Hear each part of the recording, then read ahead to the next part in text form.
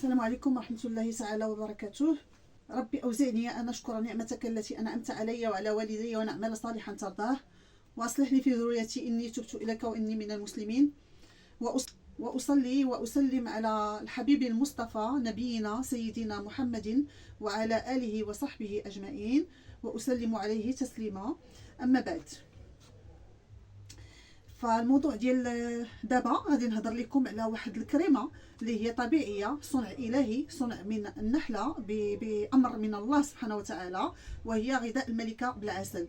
كنت قلت لكم بان غذاء الملكه مع معلقه ديال العسل تنقدروا اننا ما نحتاجوش اننا نحطوها في الثلاجه. ف هاد غذاء الملكه، الناس اللي ما عندهمش الثلاجه او اللي تيطفيوها بالليل، لان 6 سوايع غذاء الملكه بوحدو تيخسر الا كان خارج من الثلاجه. زدنا له العسل الحر، ضروري يكون عسل حر باش يحافظ عليه وبلا ما نديروها هاد الغذاء الملكه في الثلاجه مزيان. دابا غادي نهضر لكم على هاد غذاء الملكه. الناس اللي بغاو المفعول ديالو، يعني معروفه الناس اللي مواظبين على اكل غذاء الملكه، بوضع 1 غرام راس ملعقه صغيره ديال لاكلاص على تحت اللسان. علاش؟ باش تمشي مباشره للدم وبسرعه على الريق في الصباح. تيكون واحد المفعول جيد على الهرمونات، على الغدد، على الجهاز العصبي، على بزاف ديال المسائل اللي ديجا هضرت ليها. الا بغيتو ترجعوا لاشين يوتيوب ديالي بسمه وزاني. دابا غادي نهضر لكم على غذاء الملكه بالعسل ككريمه. فغذاء الملكه ممكن انكم تستعملوها ككريمه للوجه ديالكم بالليل، وما تحتاجوش انكم ديروها كل نهار، يعني 2 المرات في الاسبوع باش تقتصدوا، لانها يعني منتوج ماشي رخيص، يعني منتوج اللي تيطلب ان يدار يعني على المدى الطويل.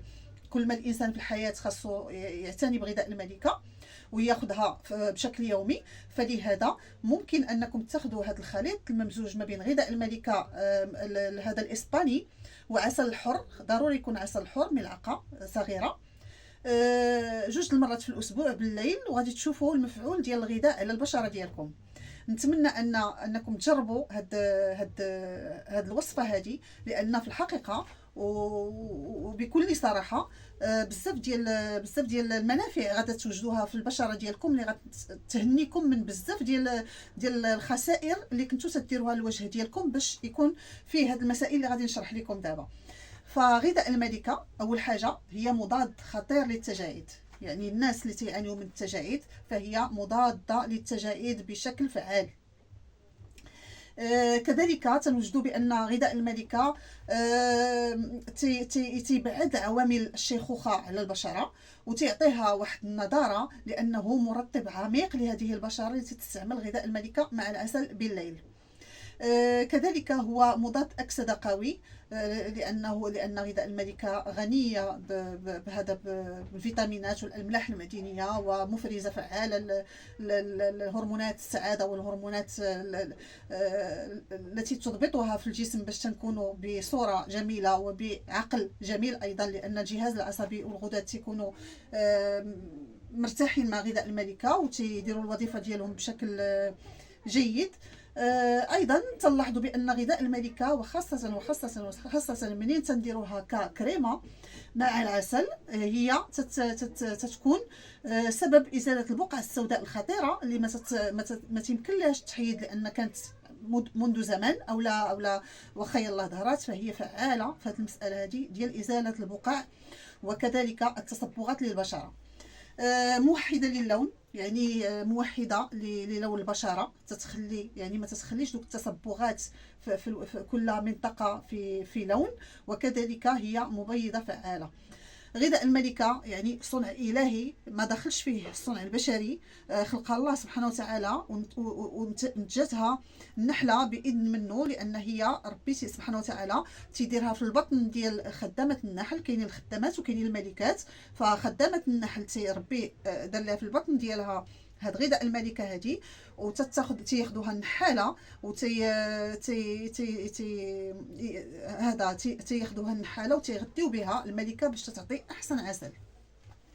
وبالتالي هاد الملكه هذه اللي تتغذى على هذا الغذاء الالهي اللي هو غذاء الملكه تتعيش لفتره 6 سنوات. والخدامه اللي الله خلق فيها هاد غذاء الملكه تتعيش 6 اشهر. في حاله ان النحال اللي ينتج يعني عنده النحل وتيبغي ان ديك الخدامه اللي خلق فيها الله سبحانه وتعالى في البطن ديالها غذاء الملكه بغاها تولي ملكه، فيكفيه انه يشد الغذاء الملكه اللي نتجاتو ويعطيه تتاكلو خدامه النحل وتتولي حتى هي ملكه.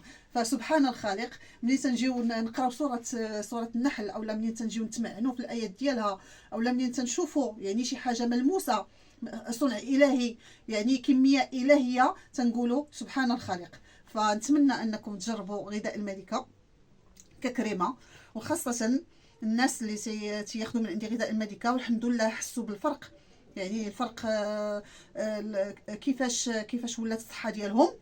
يجربوها دابا كغذاء ملكه دهن مع العسل، وغادي يشوفوا بان البشره ديالهم غتزاد تنور وغتزاد جماليه، وغادي يكونوا يعني في احسن صوره وراضيين على ريوسهم، لان تيديروا واحد لاكريم من صنع الله سبحانه وتعالى.